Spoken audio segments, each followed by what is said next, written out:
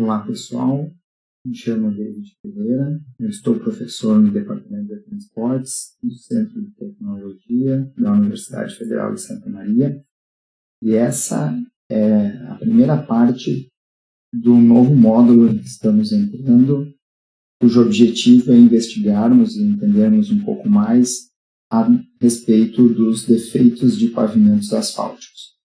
Então esse módulo vai ser dividido em 4 videoaulas, que integram tanto a disciplina de infraestrutura de transportes quanto a disciplina de tópicos especiais em infraestrutura rodoviária, uma vez que as duas disciplinas nem sempre andam conjuntamente, e para que, sobretudo na disciplina de tópicos especiais, nós possamos compreender melhor os processos de avaliações de pavimento, tanto funcionais quanto estruturais. Alguns tópicos abordados especificamente na disciplina de infraestrutura de transporte são importantes para que a gente consiga ter uma perfeita compreensão do conteúdo. Então, dessa forma, essa é uma aula que é uma aula híbrida para essas duas disciplinas, correto?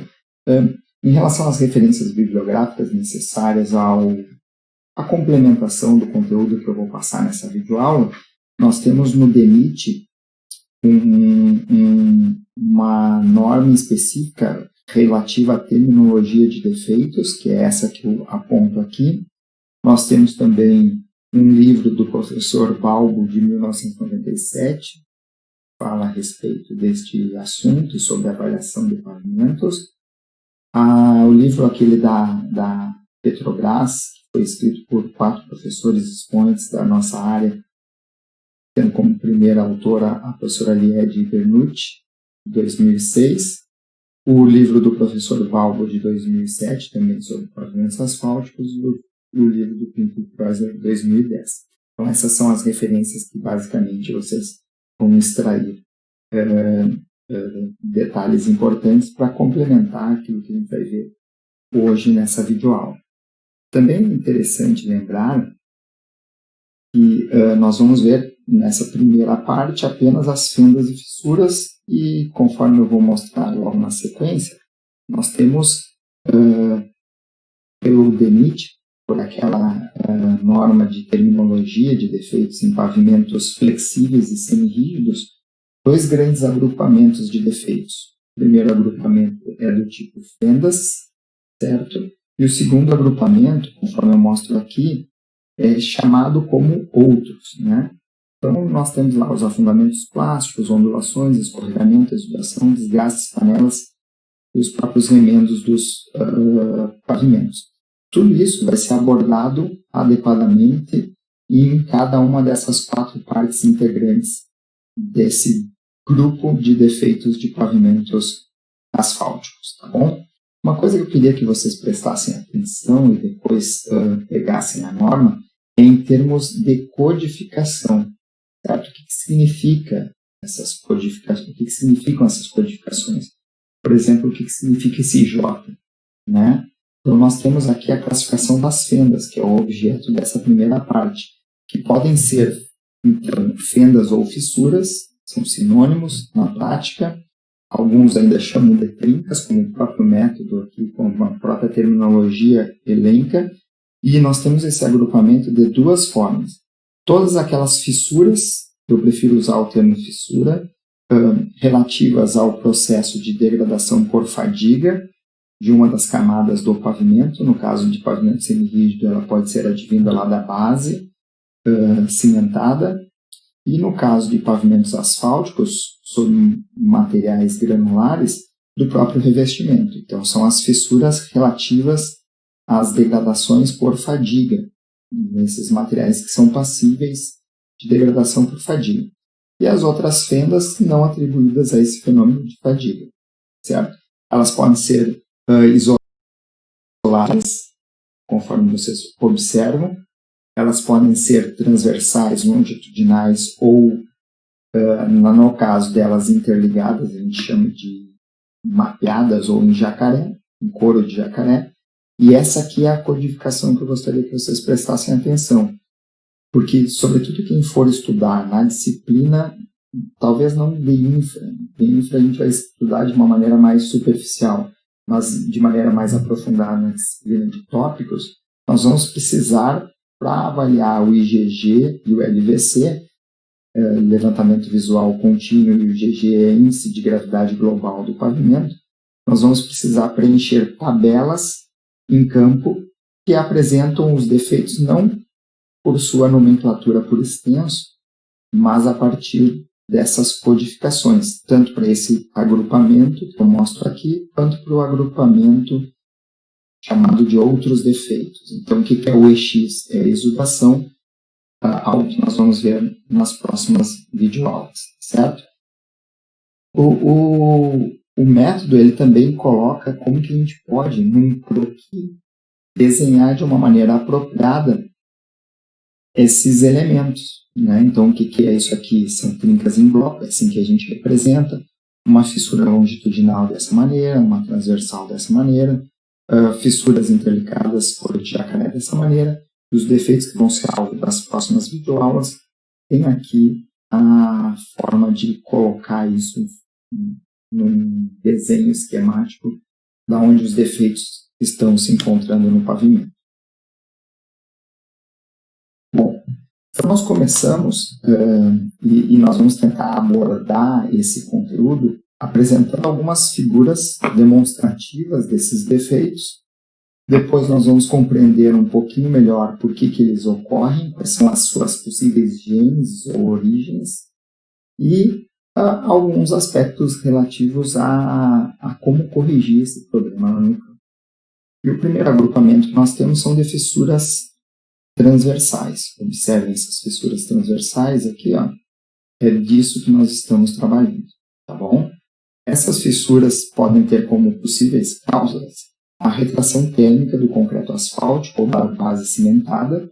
São materiais que, em função da sazonalidade térmica, podem vir a sofrer uma contração, e essa contração se dá transversalmente a direção de maior extensão, os pavimentos é longitudinal, por isso que ela se apresenta de maneira transversal, conforme apontado nessa figura, certo?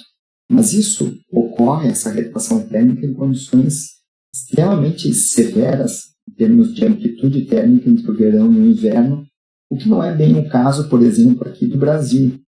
Aqui no Rio Grande do Sul, em que a gente tem uma amplitude térmica maior, talvez a gente encontre algumas retrações térmicas do concreto asfáltico nas regiões lá da Serra do Rio Grande do Sul, fazendo divisa com Santa Catarina.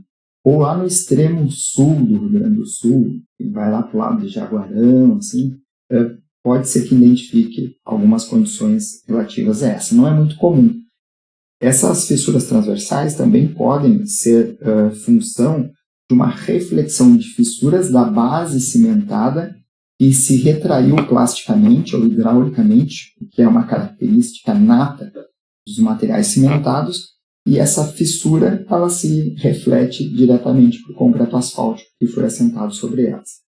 Outra possibilidade, e de bastante frequência de ocorrência, são os recalques diferenciais. Então, quando a gente vai vendo encontros de ponte, normalmente a gente percebe uma fissura transversal nos encontros das pontes, em função de uma compactação indevida, justamente por medo de se compactar em demasia essa região, se preocupando com alguma interferência desse processo de compactação no aterro de encontro às obras de árvores, certo?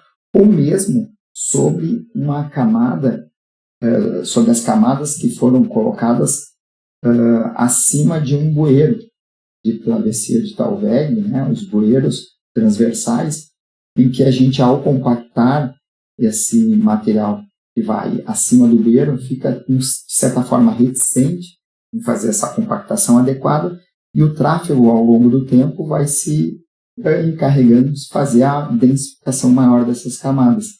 E com isso faz com que surjam essas fissuras transversais, mapeando exatamente os limites aonde a gente tinha a execução desses bueiros, tá? Isso se daria então por consolidação dessas camadas. E Como nós estamos trabalhando com fissuras que nem sempre estão associadas a um processo de degradação por fadiga, como é o caso especificamente que eu estou apontando, o que se recomenda é fazer uma impermeabilização da camada, ou em casos mais severos, uma restituição, uma reconstituição dos materiais com sua compactação adequada, desde aquela camada menos densificada até as camadas superiores do pavimento. Então agora a gente tem algumas fotos alusivas. Então essa foto aqui, se vocês observarem, essa fissura transversal e uma outra fissura transversal, ela é função de uma galeria, né, que se tem atravessando o pavimento. Aqui é onde tem a saída do bueiro. Então é um caso típico de consolidação das camadas por deficiência na compactação. Certo? Aqui nós temos algumas fissuras transversais também, da mesma natureza. Aqui uma fissura transversal no revestimento asfáltico. E essa imagem, né, do gelo lá atrás, da neve, já demonstra a causa. Essa causa aqui é a retração térmica do revestimento asfáltico. Correto? Aqui também, numa região, aqui é a região de Washington, é uma região extremamente que sofre grande sazonalidade térmica, provocando nessas condições, né, o surgimento dessas fissuras transversais no pavimento. Aqui, essas fissuras já estão até com o próprio tratamento dela de impermeabilização. Aqui é uma outra região com bastante sazonalidade térmica, que é lá no norte dos Estados Unidos, em Minnesota. Lá que ocorreu, lá que eu tirei essas fotos ilustrativas dessas fissuras por retração térmica, certo? No revestimento asfáltico. Depois nós temos alguns tipos de fendas ou fissuras que se propagam longitudinalmente. E elas podem ter inúmeras razões ou inúmeras origens. E é isso que nós vamos tentar trabalhar agora. Uma das principais causas é o princípio de um processo de degradação por fadiga no revestimento asfáltico. Então, as primeiras fissuras geralmente acometem o pavimento por degradação fadiga longitudinalmente. Mas isso também pode caracterizar essas fissuras, ser caracterizadas ou consequência de um escorregamento ou rastejo de maciço. Junta construtiva mal executada é uma outra condição em que a gente tem também essa possibilidade. E como soluções nesses casos, nós temos a impermeabilização ou a selagem dessas fissuras, semelhante ao que eu mostrei nessa imagem aqui, certo? Que eram transversais aqui, né? Embora tenhamos também longitudinais, por outros motivos. Corrigir as causas de um eventual escorregamento ou principalmente rastejo, o que é uma condição extremamente difícil, onerosa e nem sempre tão assertiva. Vocês já devem ter visto isso nas disciplinas que trabalham com geologia, né, aplicada à engenharia, geotecnia. Então, as disciplinas lá relativas às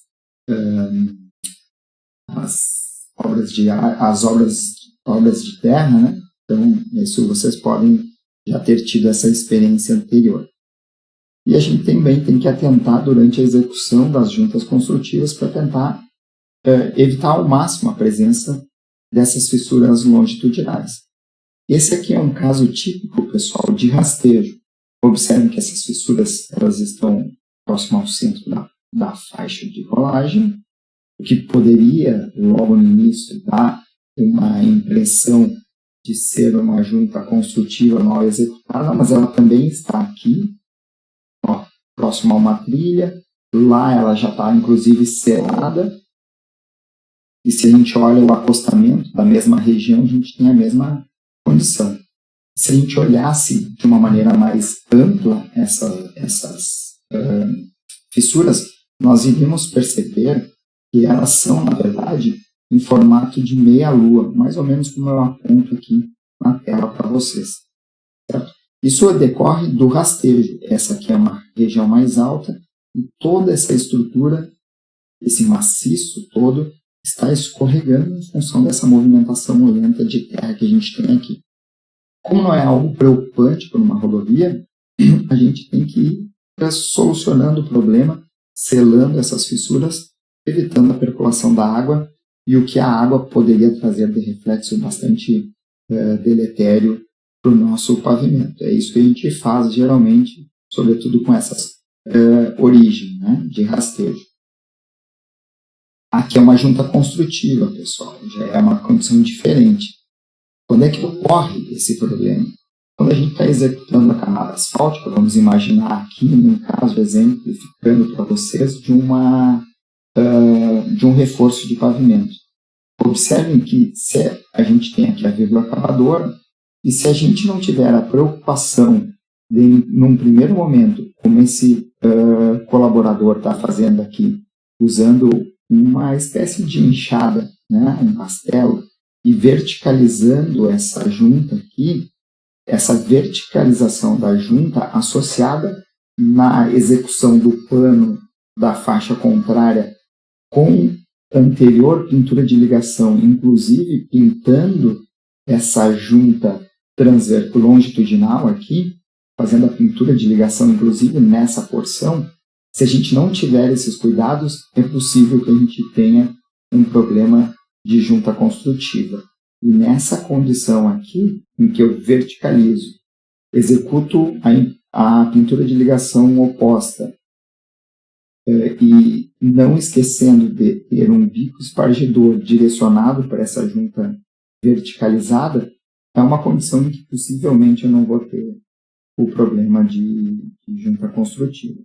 Essa junta construtiva se dá justamente pela junta fria. No momento em que eu faço essa verticalização e pinto essa face verticalizada, como o concreto asfáltico do novo pano estará mais quente, a gente vai prover uma certa, se eu posso dizer assim de uma maneira menos técnica, assim, quase que como se fosse uma soldagem perfeita entre as duas camadas, não observando dessa maneira uma junta longitudinal que caminha ao longo de todo o trecho que foi revestido nesses dois panos.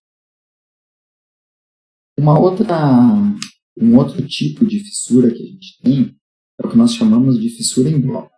Certo?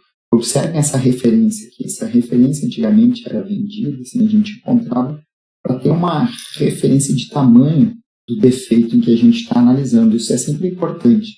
Quando a gente for fotografar algum defeito, que a gente sempre tenha uma referência de dimensão desse defeito. Então, como vocês observam aqui, ó, a gente tem um defeito, isso aqui tem 10 centímetros, se não me falha a memória, certo? Então, são blocos maiores.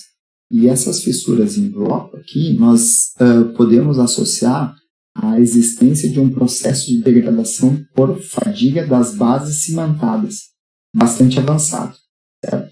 Então, as bases cimentadas, vamos imaginar o CCR, quando num pavimento semi-rígido, eles puxam para si uma responsabilidade estrutural bastante grande. E ao puxar para si essa responsabilidade estrutural, eles acabam, na grande maioria das vezes, rompendo por fadiga antes mesmo que o próprio revestimento asfáltico, certo? E a característica que a gente tem dessa ruptura por fadiga é essa característica aqui de um pavimento de concreto, que é um pavimento de concreto, certo? Mas é com esse formato ou essa dimensão de blocos que fissuram por fadiga, dessa forma com que vocês estão visualizando aqui, certo? Imaginem isso aqui como sendo um CCR abaixo da camada de revestimento asfáltico. Então ele vai formar blocos bem maiores, certo? E as fissuras vão se dar exatamente nos limites de cada um desses blocos, uma vez que isso gera uma reflexão de fissuras no revestimento asfáltico.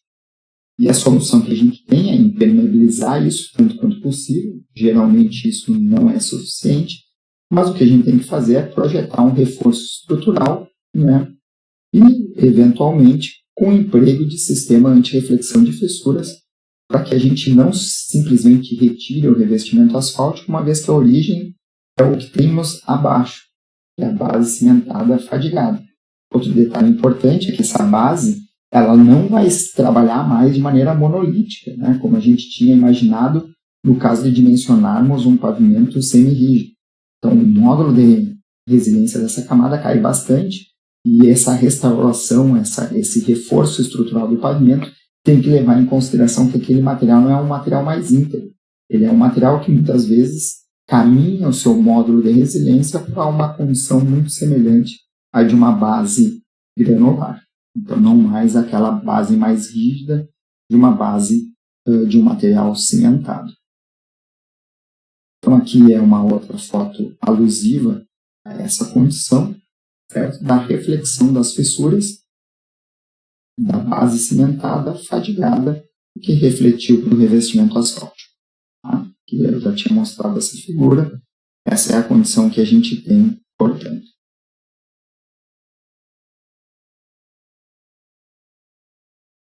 Retomando, então, aqui, pessoal, a gente tem uma classificação toda especial em termos de fissuras no que diz respeito especificamente à degradação por fadiga. Nós temos as fissuras classe 1, ou a notação dela FC1. Vocês conseguem visualizar essa fissura que está entrelaçada ou está contida dentro dessa elipse?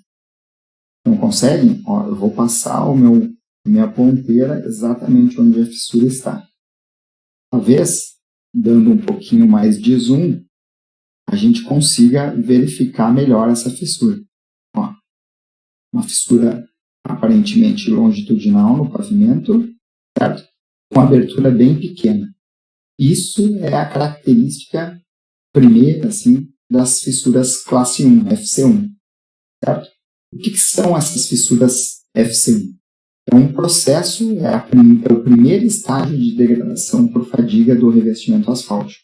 Então, a gente pode dizer que é um processo inicial, certo? Se for muito precoce, se a gente tiver uma condição de surgimento dessas fissuras muito rapidamente, ou muito logo na sequência da entrega da obra, isso pode indicar algumas falhas construtivas, assim como a oxidação precoce lá no processo de usinagem do CAP, ou um tráfego muito mais severo atuante no pavimento do que aquele que a gente havia projetado. E como solução para essa condição, a gente tem que ficar monitorando a evolução disso. Isso é um processo natural, não estou falando da condição precoce de surgimento dessas fissuras, mas é um processo natural em que a gente é esperado que a gente comece a ter esses problemas, claro que não tão antecipadamente. E o que a gente tem que fazer é basicamente selar individualmente essas fissuras, o que não é um processo muito corriqueiro aqui no país, certo? Essa seria a condição mais adequada. Observem essa fissura, já tem uma abertura um pouquinho maior, né? Mas ela ainda pode ser classificada como uma fissura classe 1. Ó, aqui a gente observa outra fissura classe 1, olha aqui ela se estendendo longitudinalmente no pavimento, certo? E aqui nós temos um trecho, tá? Na ponte São Tomé, em São Borja, um trecho da Mercovias. Eu trouxe para vocês essa experiência de selagem das fissuras. Não é muito comum isso aqui no Brasil. Foi a única foto que eu encontrei de selagem individual de fissuras, certo? Essas fissuras que são fissuras classe 1.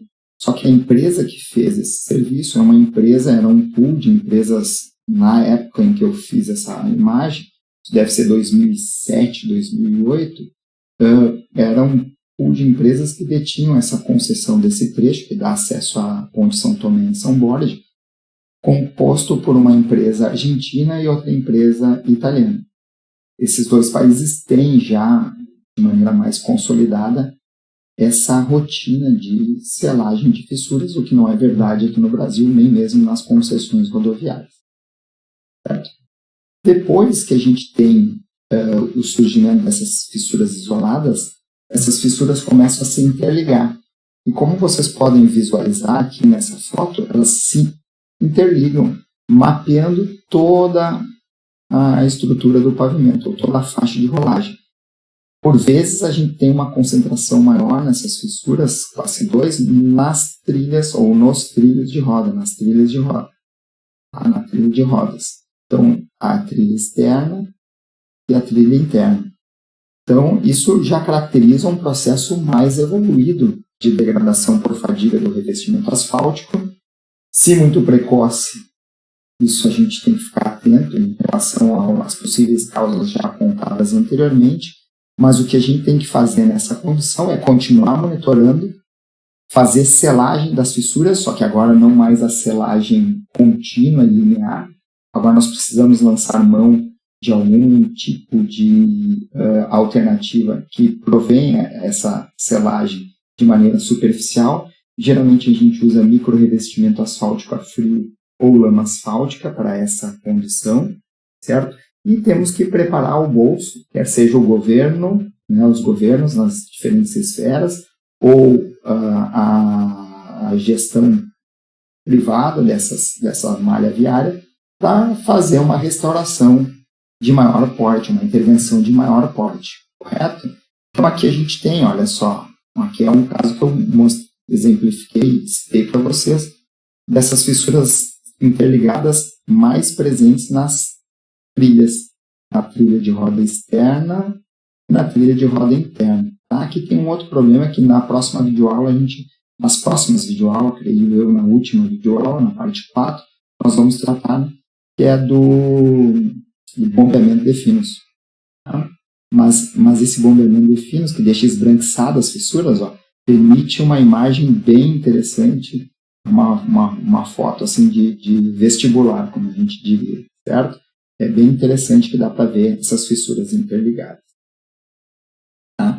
E aqui, ó, uma das alternativas, o emprego de micro-revestimento asfáltico a frio, tá? Feito com emulsão asfáltica, no caso do micro, polimérica, agregados, uma faixa granulométrica pré-estabelecida, então a gente faz essa impermeabilização superficial do revestimento asfáltico, tá? Dando maior condição de atrito no pavimento também, e uma homogeneidade em termos visual da estrutura do pavimento, né, da superfície do pavimento. Bom, quando essas fissuras interligadas elas continuam avançando e nenhuma intervenção é feita, essas fissuras acabam por gerando uma desagregação do revestimento asfáltico. E partículas desse revestimento asfáltico começam a ser arrancadas. E esse arrancamento dessas partículas nós chamamos de erosão. Então, FC3 para a gente é o estágio final de degradação por fadiga do pavimento, em que a gente já tem perda de material que futuramente irá se transformar numa panela ou num buraco do revestimento asfáltico. Então, a FC3 se diferencia da FC2 justamente pelo processo erosivo de perda de material da superfície, certo? Então, essa já é a condição final, é o estágio final de degradação por fadiga. A partir disso, as panelas irão pipocar no nosso pavimento, nós vamos tapar esses buracos e não vai ser efetivo essa intervenção, porque o meu pavimento está dando mostras e está dizendo que ele não mais é capaz de resistir aos esforços gerados pelo tráfego. Então a gente tem um acúmulo muito grande de tensões e a degradação do pavimento como um todo se acelera bastante, reduzindo os níveis de conforto e segurança trazido aos usuários. Dessa forma, nessa condição, não há muito que a gente possa fazer e não restaurar o pavimento. Os demais detalhes são apenas paliativos, né? Mas não são efetivos caso a gente queira ou não tenha disponibilidade financeira para fazer essa intervenção de restauração, certo? É importante que antes de fazer a restauração efetiva do pavimento, a gente corrija todas as panelas já pré-existentes nessa condição. Tá? Então esse é o caso, ó. Não adianta eu tapar esse buraco aqui, se eu tenho já um outro buraquinho aparecendo aqui, e essa é uma condição de erosão FC3 ou couro de jacaré, também conhecido esse tipo de defeito, né? Todo difundido na superfície do pavimento. Então agora, pessoal, a partir desse estágio, é só ganhar tempo, e não podemos demorar muito, para fazer a restauração efetiva do pavimento.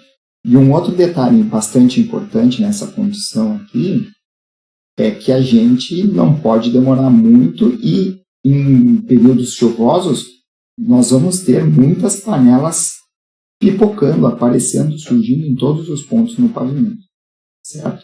Então a gente pode ter como solução dessa restauração, eventualmente fazer uma reciclagem, né, em que pode incorporar revestimento e base, formando uma nova camada de base, com uma capacidade estrutural maior do que eventualmente a base granular tinha, pela incorporação desse material desagregado do revestimento asfáltico. Eventualmente a gente pode fazer, inclusive, a incorporação desse material asfáltico já existente numa nova composição de wrap, que a gente chama, né, para fazer uma massa asfáltica nova com a inserção de de um percentual bastante significativo do material que eventualmente seja fresado desse revestimento asfáltico, ou no que é mais comum ainda no Brasil como um todo, é simplesmente nós fresarmos esse revestimento asfáltico, por vezes não na sua totalidade de espessura, e recompomos essa nova camada asfáltica tendo cuidados efetivos, assim, em termos de reflexão de fissuras, fazendo todos os possíveis tratamentos de reflexão de fissuras, quer seja pela utilização das camadas de alívio de tensões, na SAMI, coisas alternativas que nós já vimos no início do curso, lá na disciplina de infraestrutura de transportes e os mecanismos que impedem a reflexão de fissuras. Certo? Então, são algumas possibilidades que nós temos para tentar sanar esse tipo de problema, mas sempre fazendo a restauração desse pavimento com a alternativa que for viável técnica e economicamente na região, certo? E a gente finalizar aqui, ó, eu mostro para vocês um videozinho de uma fresagem. Acredito que vocês já tenham tido a possibilidade de trabalhar e verificar uma fresadora trabalhando em campo, mas aqui só para deixar isso mais evidente para vocês.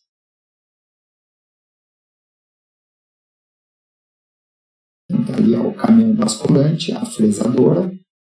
Observem que aqui estão os bits, né, o rolo onde tem os bits que fazem essa desagregação, né, esse corte. Observem aqui, ó, certo? E lá atrás já tem a Bobcat fazendo a limpeza, retirando o material pulverulento que ficou na superfície. Mais uma vez, só para ficar evidente, tem um caminhão basculante. Ali a gente tem mais aqui, a gente tem então onde a esteira, né, carrega o material que foi desagregado, alimentando o caminhão basculante. Né? Observem que a superfície aqui na frente não está fresada, aqui é onde se concentra na parte posterior, onde se concentra o rolo com os bits, que são os dentes de corte da fresagem, tá? Da fresadora. Certo? Então, era isso que a gente tinha em termos de fresagem. Tá? Então, só para recapitular, em termos de FC1, FC2 e FC3, que são classificações específicas de fissuras que atualmente nós utilizamos, empregamos mais especificamente as fissuras decorrentes de um processo de degradação por fadiga do revestimento asfáltico. FC1 é o estágio inicial, talvez vocês nem consigam verificar aqui no vídeo a presença dessas fissuras. Quando elas começam a se interligar, nós temos essa condição aqui. E quando elas estão interligadas, mas já apresentando a erosão, né, ou a perda de partículas, que vai culminar com a formação de panelas, ou os populares buracos no revestimento asfáltico. Essa é a condição, então, que nós temos de evolução desse processo de degradação por fadiga nesses três estágios. Certo, pessoal? Então, eu queria agradecer a atenção de vocês nessa primeira parte de defeitos de pavimentos asfálticos. Fico à disposição de todos vocês. Aqui é o meu e-mail, e espero contar com a audiência de vocês aí e a atenção de vocês nas próximas videoaulas. Um grande abraço, fiquem bem.